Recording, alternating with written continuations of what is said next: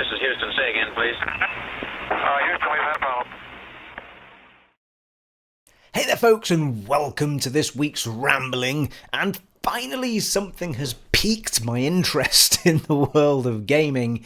And yeah, this week there was more sort of, I don't know if they're classed as leaks, but there was more rumours. I think somebody around the Nintendo camp had been talking about elements of the new Nintendo NX, which we don't know an awful lot about at all, really, just what's been drip fed to us via some leaks and rumours over the past number of months.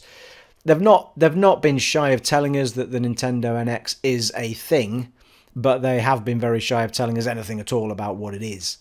And so I'm going to run through some of the things we kind of already knew and some of the things that came to my attention yesterday. I assume they only came to everyone's attention yesterday, and I thought they might be of interest to you guys. Now, I haven't owned any Nintendo systems since the N64, and that was the last time I ever kind of really got involved with a Nintendo. I did get I bought my son a Wii for Christmas at one point because we lived in separate locations. He lived with his mum.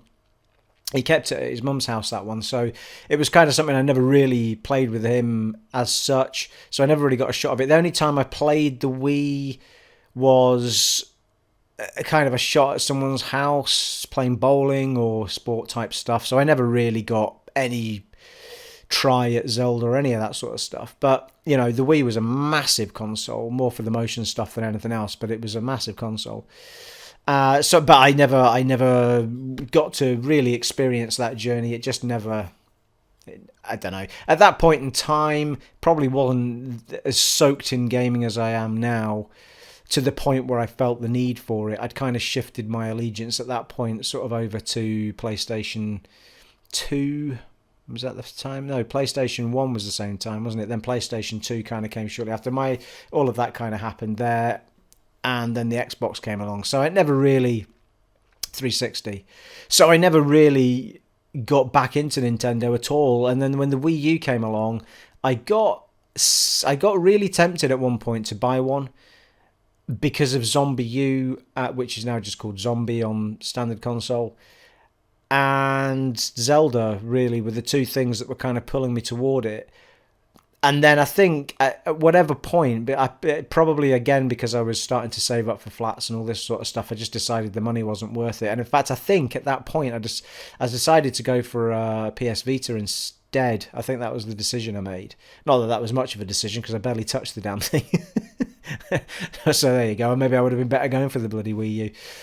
And I think to some extent the Wii U's controller put me off, because I'm not a huge fan of gadgety type controllers, but that may be something that I need to get over even with this console.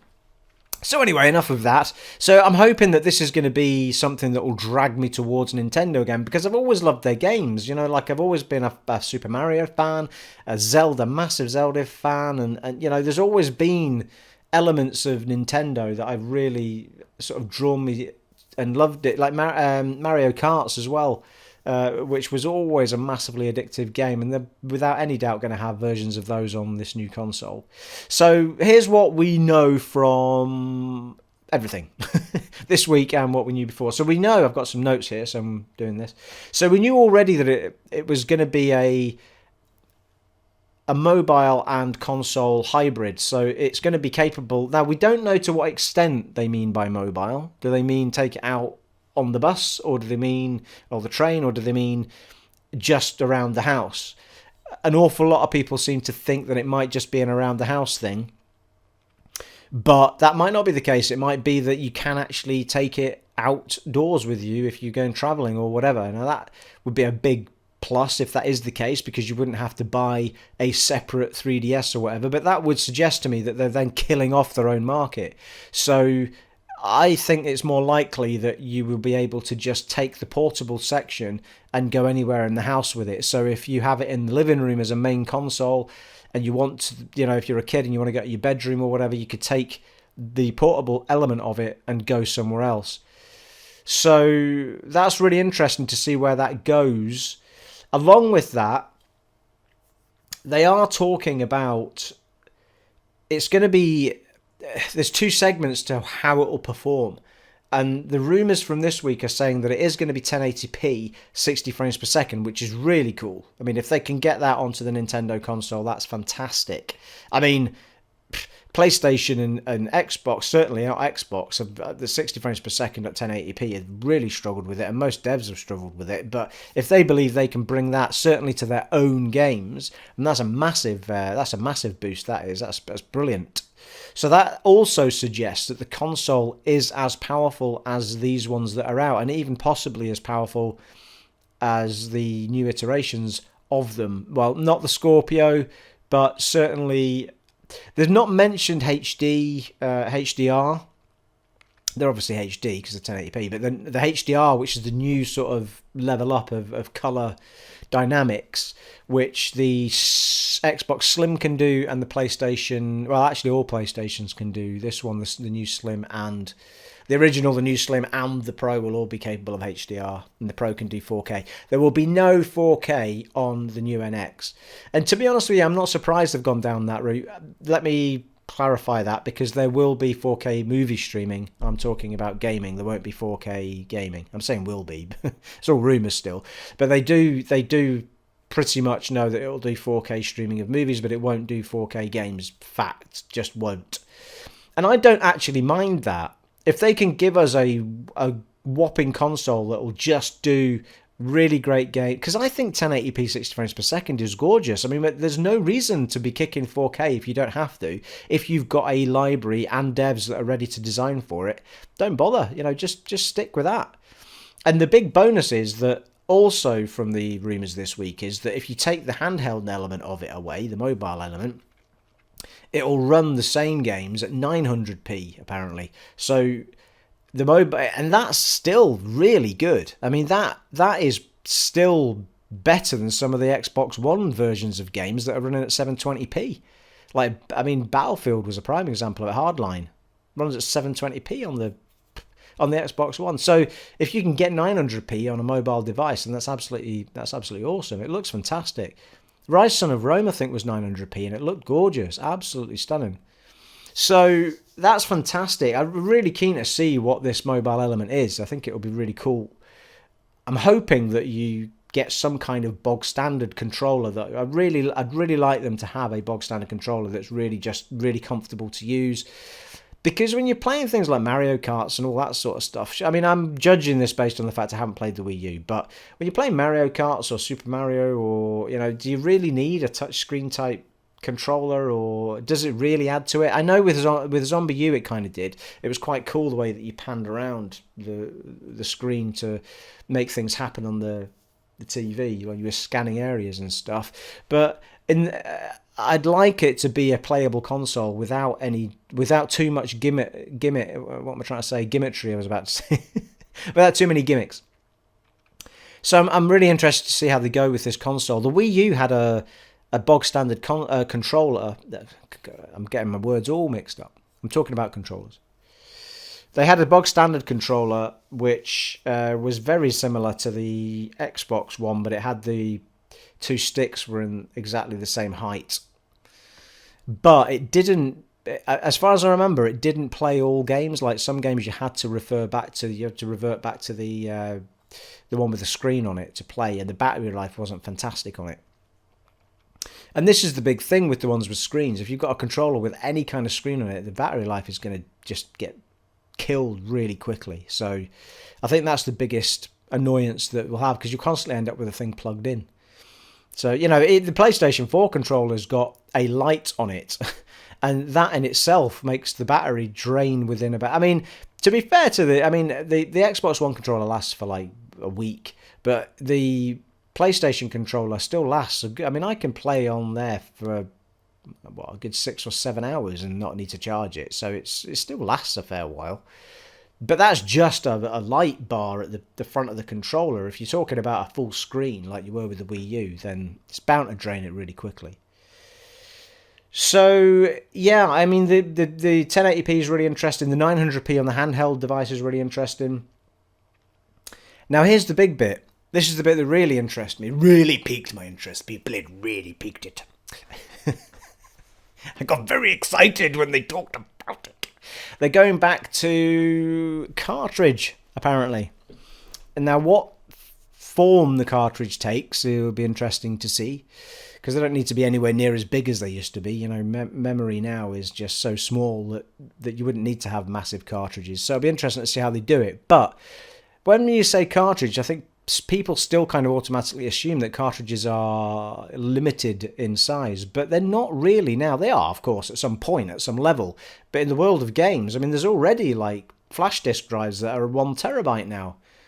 And that's overkill in itself. They don't need to be anywhere near that size. So going back to cartridges is a massive booster for me, because well, firstly, it takes away installing a game. There's no point in installing it at all. If you want to update it, you can update it to some tiny little hard drive. Oh, well, you can either have some writable memory on the cartridge, or you can have a small hard drive inside the system. Doesn't need to be that big, that just lets you download any updates. So I think that's brilliant, and it also allows them, if they can make the cartridges a size that they like, they can also, if I don't know how this will work, obviously, but if the concept is that you can either play the game on the console or you can play the game on the handheld, then it may be that cartridge can switch from one to the other. I mean, I'm assuming this isn't remote play they're talking about. I'm assuming it is. I can take this hybrid, I can separate it, and I can just play the game on this without having the main one on. That might not be the case. It might be remote play, but I think that's what they tried to do with the Wii U. So I'd be surprised if it was the same thing. So that'd be very cool, and that allows them then to. I mean, you could in theory just take the game cartridge, which might be about that big, and shove it into a portable version, or maybe it lives in the portable version, which is attached. So when you detach it, it automatically starts playing just on that. I mean, I don't know. I mean, we don't know, but by making it cartridge, it opens up a whole world of opportunities to them. So I'm very excited. Going back to the world of cartridge is actually quite cool, because Blu-ray, I mean, discs are great, you know, but they are still slow-reading elements, you know. If you are reading from any kind of movable disc, it is always going to be slower than it is if it's straight from RAM or ROM or whatever. So, yeah, I mean, there's a lot of people that have a storage device on their PC now that is a static disk. So it's a memory instead of a hard drive, and the bootable times on them and all the, you know, programs loading up is just so much quicker, because it's not a moving component that has to be read. You know, like anytime you use discs, it's going to slow stuff down. I mean, we do install programs onto our consoles, yes, but the discs are still used for tapping into certain areas, as I understand it. So there you are. So what have I missed? Let's have a look at the list. So yes, cartridges we've covered. 4K movie streaming I've mentioned. Yeah, I mean, the Ubisoft CEO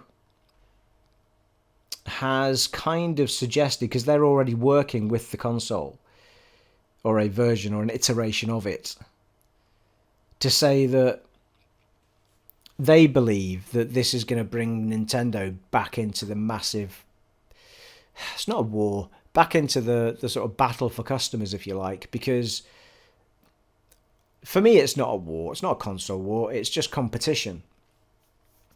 And I am a firm believer that Nintendo always has the biggest opportunity to entice families as gamers, because of their core product, their games, the audience they go for is without any doubt children and families, and you know, Mario Karts and even Zelda and all these types of games, got Donkey Kong, you know, they're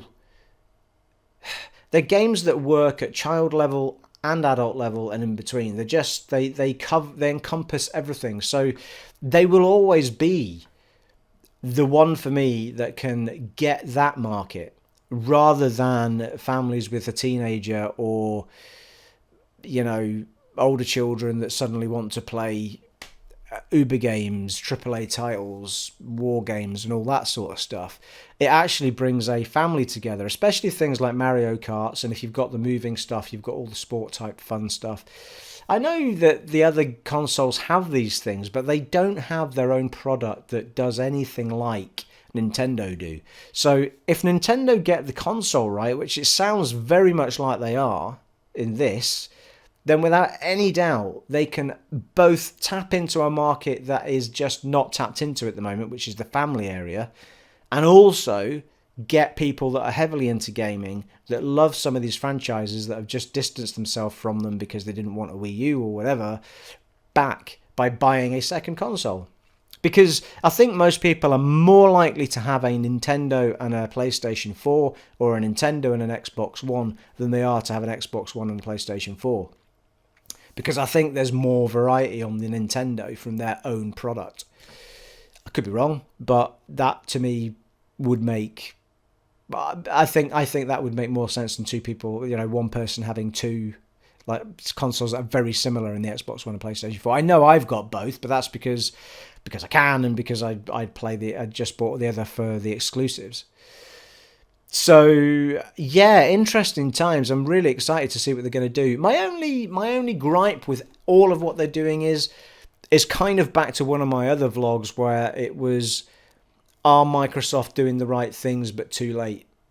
And again, with Nintendo, are they doing all of the right things a little bit too late? Because if you think about it, I said this about the Scorpio. It's like, it's all very well coming out with an Uber product that's going to beat the PlayStation 4 Pro next fall, or autumn as we call it here. But if in a year after that we've got a PlayStation 5 that's even better than that, then what was the, you're not really gaining any ground. So the same can be said here. If the console life cycles are what we think they are now, which is a midway machine, followed by 2 years or 2.5 years later a full new version of the next step up, then when this NX comes out, which is probably going to be kicking around the same time as the Scorpio, in a year's time, are we talking about a PlayStation 5, which is, still going to knock them both out of the park? But I don't know. I mean, it depends on whether or not what looks like is going on with iterations of consoles is what it is, and I think it is. I think we're looking at 5-year turnarounds on consoles. Interesting times, people. It's interesting times. So yes, I'm going to be very interested to see what happens here. It's also going to be very interesting to see if they release before the Scorpio, and if they don't, I think they're crazy. Because I think there's going to be a lot of hype on the Scorpio come, and I'm almost convinced the Scorpio is going to happen for the next holiday season next year. If Nintendo can push theirs out, this might have been said already that they're going to push it out early next year, and I've just not seen that. But if Nintendo can push it out as early as possible next year, I think that's the way they should go. I don't think they should be going head to head with an Xbox Scorpio bloody launch. I mean, the problem is that people are like, oh, well, it's not as powerful as a Scorpio. But yeah, but it's not trying to do that job. And I've certainly not heard of anything VR related that's going to be linked to the NX. I mean, I could be wrong about that. I mean, maybe they are getting involved with it, but I haven't heard anything about VR when it comes to Nintendo. So, if you don't need that power, don't build that power. And as I said already, 1080p 60 frames per second is gorgeous. So if they give us that in a Nintendo package, I am well in, as long as the titles are coming with it, without any doubt. And yeah, I mean, as I say, the guy from the CEO from Ubisoft was saying that he does believe that this makes them a contender again, and I would agree, because the developers, without any doubt, believe that is enough power to put their games onto that console, and that brings the Nintendo console also back into the world of outside developers building for it, which is what the Wii U seriously lacked. Like, it just was nowhere enough power that anybody was interested in building for it. Having said that, the only people that seemed to be interested in building for it were Ubisoft, so it could be lying. But yeah, very exciting. I really liked that news when I heard it this week. Again, it is all rumours, but it did seem to come from a pretty good source of someone that is working either within Nintendo or side by side. and I'd heard, these sort of elements going on. Oh, the prices that are being dipped about are $299 for the bog standard hardware, and $399, which we believe will probably be a bundle of some description. Now, whether that means a bundle means an extra piece of kit, like a camera or a motion thing or the sexy controller, or I don't know, or whether it means with a couple of games, or we don't know that either. But wherever they came from, there was a price tag of $299 and a price tag of $399, which is what, £240, £50, and something 320 odd pounds for maybe. Not very good at maths, people. I have no idea what the exchange rate is, but somewhere around there, So there you are. So that was what got me all excited this week. And if that happens next year, I will be very, very, very tempted to be getting something along the Nintendo world again. Because I have missed that world. I've really missed Mario Kart, Super Mario, Zelda I've really missed. And I'm not really that big on mobile gaming. I don't have a reason to play mobile games. So 3DS was never really a thing for me. So yeah, I'm really quite excited about what we're hearing there, and if that delivers on what the rumours are saying, I'm well up for it. Let me know what you think. Let me know if you've missed the world of Nintendo. Let me know if you're a Wii U buyer and loved it, and let me know whatever you think in the comments below. And I shall see you all next time. It has been an honour and a privilege serving for you all again. You guys take it easy. Can't speak. You guys take it easy. Bye.